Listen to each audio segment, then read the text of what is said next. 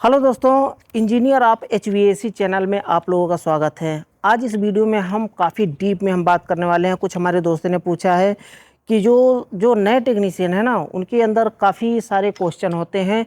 उन सारे क्वेश्चन का मैं आंसर देने वाला हूं एक एक करके, इसलिए चैनल पर बने रहिए। हमारे दोस्त ने पूछा है, काफ़ी इंपॉर्टेंट होने वाला है नए टेक्नीशियन के लिए, क्योंकि उन्होंने पूछा है कि सक्शन प्रेशर, डिस्चार्ज प्रेशर और स्टैंडिंग प्रेशर क्या होता है एयर कंडीशनर के अंदर।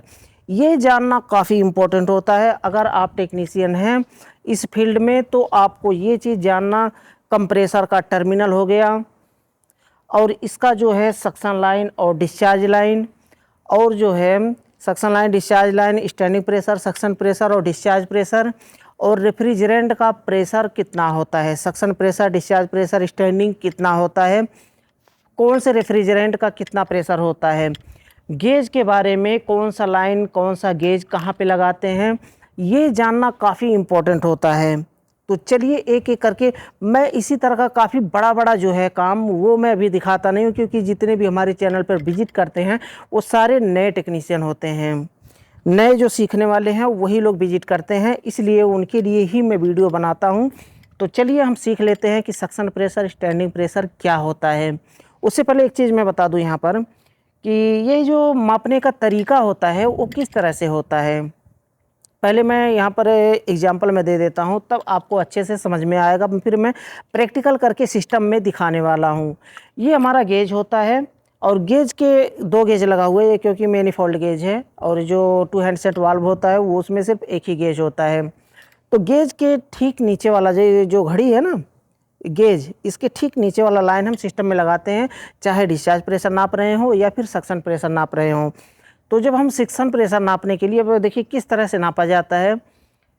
ये जो मोटा पाइप होता है ना, ये जो सिस्टम में लगा हुआ है, एक मोटा पाइप है, एक पतला पाइप है। मोटा पाइप सक्शन लाइन होता है और पतला पाइप जो है डिस्चार्ज लाइन होता है। तो जो हम सिस्टम में जब हम प्रेशर मापते हैं, अगर सिस्टम रुका हुआ है, यानी कि कंप्रेसर बंद है और इंडोर बंद है, तो रेफ्रिजरेंट क्या होगा कि अपनी अपनी जगह पे रुका हुआ होगा। यानी कि सक्शन लाइन यहाँ पे कंप्रेसर में अपनी जगह पे रेफ्रिजरेंट रुका होगा, और कंडेंसर में अपनी जगह पे रुका होगा, और कूलिंग कॉइल में अपनी जगह पे रेफ्रिजरेंट रुका होगा, और पाइपलाइन में अपनी जगह पे रुका होगा। क्यों? क्योंकि कंप्रेसर पंप नहीं कर रहा है, इसलिए अपनी अपनी जगह पे रेफ्रिजरेंट रुका हुआ है। उस समय जब हम गेज को लगाएंगे सक्शन लाइन में, तो उस समय जब प्रेशर शो होगा वो हमारा स्टैंडिंग प्रेशर कहलाएगा। यानी कि रेफ्रिजरेंट अपनी अपनी जगह पे रुका हुआ है। स्टैंडिंग का मतलब ये होता है खड़ा रहना। अब ये जो रेफ्रिजरेंट खड़ा है अपनी अपनी जगह पे, तो वहाँ पर जो प्रेशर शो होगा वो स्टैंडिंग प्रेशर कहलाएगा। स्टैंडिंग प्रेशर और जो है सक्शन प्रेशर, रेफ्रिजरेंट के अलग अलग प्रेशर होते हैं। यानी कि R410 के अलग प्रेशर होता है, और R32 का अलग होता है, R290 का अलग होता है, R22 रेफ्रिजरेंट का प्रेशर अलग होता है। सबके प्रेशर अलग अलग होते हैं। तो सबके प्रेशर भी बताने वाला, उसके लिए आप हमारी वेबसाइट पर विजिट कर सकते हैं, www.webjankari.in। यहाँ पर आप विजिट करके आप जो है सारे डिटेल्स आप ले सकते हैं। वहाँ पर काफ़ी मैं PDF फाइल दे रखा हूँ, वहाँ से जा करके आप डाउनलोड कर सकते हैं। फिर से मैं बता देता हूँ, स्क्रीन में भी फ्लैश हो रहा होगा। आप हमारी वेबसाइट पर विजिट करने के लिए डायरेक्टली आप गूगल में सर्च करेंगे www.webjankari.in, जो कि यहाँ पर डिस्प्ले में फ्लैश हो रहा होगा। तो वहाँ से जा करके आप हमारी वेबसाइट पर विजिट कर सकते हैं। वहाँ से सारे आर्टिकल आप जो है रीड कर सकते हैं, और वहाँ से आप PDF फाइल डाउनलोड कर सकते हैं। तो चलिए यहाँ पर हम सीखते हैं सिस्टम में कि ये तो मैं बता दिया सक्शन स्टैंडिंग प्रेशर क्या होता है। अब हम सक्शन प्रेशर की बात करें। अगर सिस्टम चल रहा हो, यानी कि कंप्रेसर चल रहा हो, तो जब कंप्रेसर चल रहा होगा तो जो है पंपिंग जो है कंप्रेसर पंप करता है, रेफ्रिजरेंट को भेजता है कंडेंसर में। कंडेंसर से फिर है लिक्विड लाइन के रास्ते से कूलिंग कॉइल में चला जाता है, कूलिंग कॉइल के रास्ते से फिर वापस इस सक्शन लाइन के रास्ते से, मोटे पाइप के रास्ते से वापस आ जाता है कंप्रेसर में। ये इसका एक साइकिल कंप्लीट होता है। यानी कि इसी तरह से रेफ्रिजरेंट बार बार इंडोर में जाता है, इंडोर से वापस कंप्रेसर में आता है, फिर इंडोर में जाता है, फिर कंडेंसर में, फिर वापस, इसी तरह से साइकिल चलता रहता है। तो उस समय जब हम ये गेज को लगाएंगे सक्शन लाइन में, तो जो प्रेशर शो होगा वो हमारा सक्शन प्रेशर कहलाएगा। ये होता है सक्शन प्रेशर मापने का तरीका। सेम वही तरीका डिस्चार्ज प्रेशर। जब सिस्टम चल रहा होता है, पतला पाइप जो है ना, वो डिस्चार्ज लाइन, वहाँ पर हाई प्रेशर होता है, कंडेंसर में आकर के रेफ्रिजरेंट इकट्ठा होता है।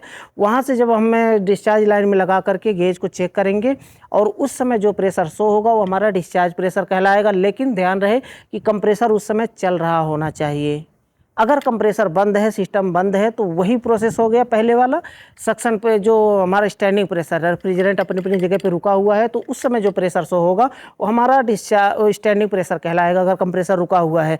अगर कंप्रेसर चल रहा है तो उस समय जो प्रेशर शो होगा वो डिस्चार्ज प्रेशर कहलाएगा। तो चलिए हम प्रैक्टिस इसे हम समझ लेते हैं प्रैक्टिकल करके कि किस तरह से हम चेक कर सकते हैं।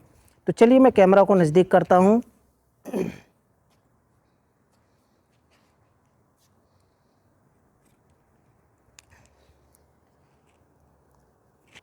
अब यहाँ पे दिख रहा है, हाँ, क्योंकि देखिए धूप इतना ज़्यादा है ना कि मैं भी देख नहीं पा रहा हूँ कैमरे में।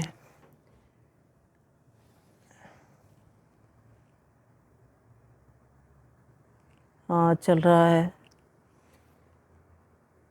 देख नहीं पा रहा हूँ कैमरे में, इतना धूप है। सऊदी अरब में इतना ज़्यादा धूप होता है कि पूछिए मत।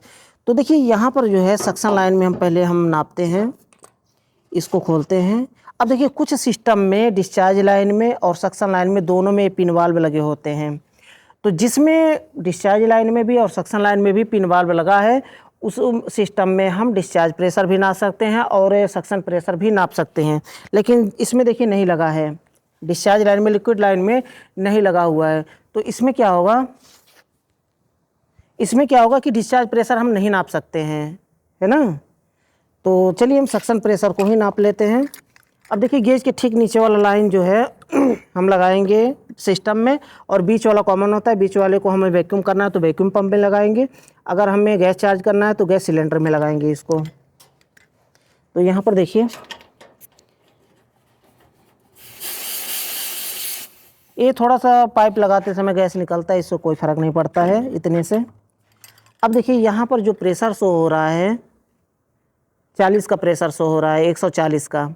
तो ये R22 रेफ्रिजरेंट है, क्योंकि R22 रेफ्रिजरेंट का जो स्टैंडिंग प्रेशर होता है वो 150 PSI होता है। तो ये जो है ये मोटे वाले पाइप में हमने लगाया है, पतले वाले पाइप में लगाते अगर सिस्टम रुका हुआ है तो स्टैंडिंग प्रेशर कहलाएगा। ये स्टैंडिंग प्रेशर है क्योंकि सिस्टम रुका हुआ है। अब इसी सक्शन लाइन में हम लगा करके जब हम कंप्रेसर को ऑन करेंगे, यानी कि सिस्टम को ऑन करेंगे, कंप्रेसर स्टार्ट होगा, तो ये स्विच धीरे धीरे नीचे करके जाएगी, क्योंकि R22 रेफ्रिजरेंट है इसमें। तो R22 रेफ्रिजरेंट का जो प्रेशर होता है वो 60 PSI होता है, तो ये स्विच नीचे जाएगी। अगर R410 है तो ये जो है 130 PSI 140 PSI तक चला जाता है सक्शन प्रेशर, और जो स्टैंडिंग प्रेशर होता है वो 350 400 350 के अराउंड में उसका PSI होता है, यानी कि लगभग 300 के अराउंड में उसका PSI होता है। अगर जो है हम डिस्चार्ज प्रेशर की बात करें, नहीं वैसे तो 350 PSI स्टैंडिंग में नहीं जाएगा, वो 300 250 के अराउंड में रहता है। अगर ये सिस्टम को ऑन करते हैं डिस्चार्ज प्रेशर उसका 450 PSI तक जाता है। और इसका जो डिस्चार्ज प्रेशर होता है R22 का, इसका प्रेशर होता है 250 से 350 PSI, और वो 450 से 500 PSI तक चला जाता है जो R410 का होता है, क्योंकि उसका प्रेशर ज़्यादा होता है। चल रहा है अभी। तो ये जो है सिस्टम को जब हम ऑन करेंगे तो ये प्रेशर जो शो होगा वो सक्शन प्रेशर कहलाएगा। अब इसी पाइप को हम सक्शन पाइप से निकाल करके हम डिस्चार्ज पाइप में लगाएंगे, तो उस सिस्टम चल रहा होगा, तो उस समय जो प्रेशर शो होगा वो हमारा डिस्चार्ज प्रेशर कहलाएगा। तो ये तरीका है सक्शन प्रेशर और डिस्चार्ज प्रेशर मापने का। तो इसको हम निकाल देते हैं, क्योंकि इसमें देखिए पिन वाल्व नहीं लगा है। अब यहाँ पर जितने सारे कंप्रेसर लगे हुए हैं, AC लगे हुए हैं ना, सब में पिन वाल्व नहीं लगे हुए हैं। पिन वाल्व लगा हुआ है वो टेरिस पे है, ऊपर वाले फ्लोर पे, तो उस पर हम अभी नहीं जाएंगे। तो इसको हम निकाल देते हैं अभी। तो आई होप कि आप समझ गए होंगे कि ये सक्शन प्रेशर और डिस्चार्ज प्रेशर क्या होता है और इसे आप कैसे नाप सकते हैं, है ना। फिर भी अगर कोई डाउट रह जाता है, कोई क्वेश्चन रह जाता है, तो बेझिझक आप मुझसे कमेंट बॉक्स में पूछ सकते हैं, मैं उसका रिप्लाई जल्द से जल्द देने की कोशिश करूँगा। तो अभी आज के लिए बस इतना ही था। अगली वीडियो में फिर जल्दी मिलते हैं एक नया टॉपिक के साथ। चल रहा है कि नहीं, दिख रहा है, हाँ दिख रहा है। तो चलिए अभी मैं वीडियो को बंद करता हूँ।